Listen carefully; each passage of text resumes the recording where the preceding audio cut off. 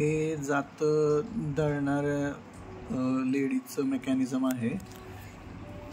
तर इथं मी 2 ॲक्रेलिक पट्टीचा उपयोग केला आहे आणि तार लावलेली आहे. तर इथं मी नट बोल्टनं ती ॲक्रेलिक पट्टी जॉईन केली आहे आणि दुसरं फ्लेक्झिबल मुवमेंटसाठी इथं एक ॲक्रेलिक पट्टीचा जॉईंट दिला आहे आणि इथं तारेचा जॉईंट दिलेला आहे.